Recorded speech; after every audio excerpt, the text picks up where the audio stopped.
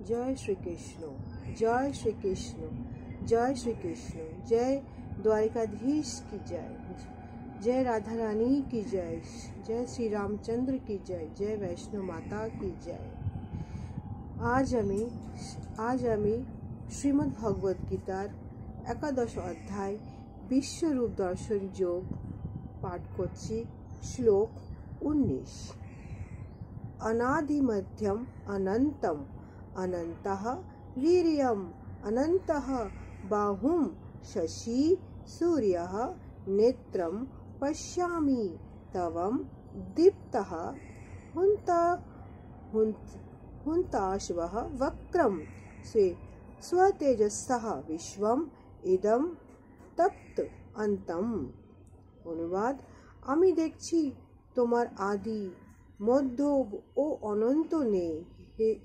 হে ভগবান, তুমি অনন্ত, বীর্যশালী, বীর ও অসংখ্য বাহুবিষ্ট, এবং চন্দ্র ও সূর্য তোমার চক্ষুদ্বয়।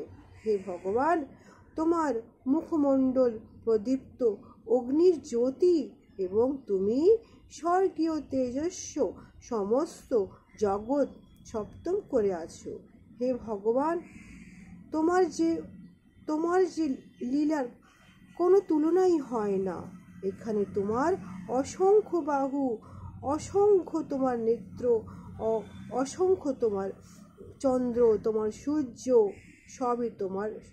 তুমি যে কোথায় আরম্ভ আর কোথায় যে তোমার অন্ত নেই ভগবান।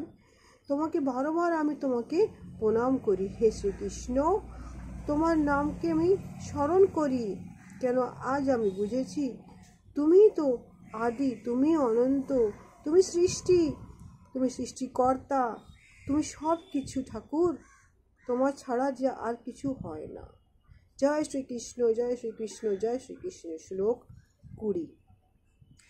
দৈবঃ অপ্রিবহ্য ইদম অন্তরম হি ব্যাপ্তম তব্যঃ একন দৃশ্যঃ চ সর্বঃ দৃষ্টবঃ অদ্ভুতম রূপম উগ্রম তবঃ ইদম লোকত্রয়ম প্রবর্ধিতম মহা আত্মনাম। অনুবাদ, তুমি একাই স্বর্গ মধ্যবর্তী অন্তরিক বা দশদিক পরিব্যাপ্ত করে আছো। হে ভগবান, হে মহান আত্মা, হে স্বর্গ, তোমার এই অদ্ভুত ভয়ঙ্কর রূপ দর্শন করে ত্রিলোকে অত্যন্ত ভীত হয়েছে। এখানে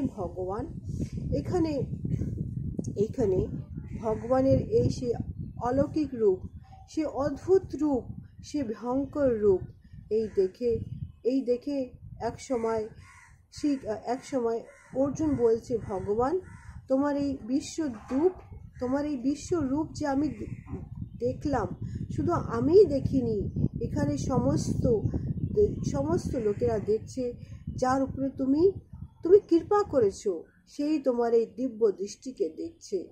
এই যুদ্ধক্ষেত্র থেকে আজ আমি তোমার যে এই রূপ দর্শন করতে পেরেছি ভগবান, আমার যে এই জন্ম সার্থক। হরি বল, হরি বল, হরি বল। হে কৃষ্ণ, তুমি কুরুক্ষেত্রতে সেই মাটিতে যা রূপ দেখিয়েছ আমাদের সকলকে, তার জন্য আমরা করজোড়ে তোমাকে প্রণাম করি। হে কৃষ্ণ, হরি বল, হরি বল, হরি বল। আজ আমি আমার এই শ্লোক, এই গীতা পাঠ এখানেই শেষ করছি। আগামী ব্লগে এসে আমি আবার অন্য একটা শুরু করব।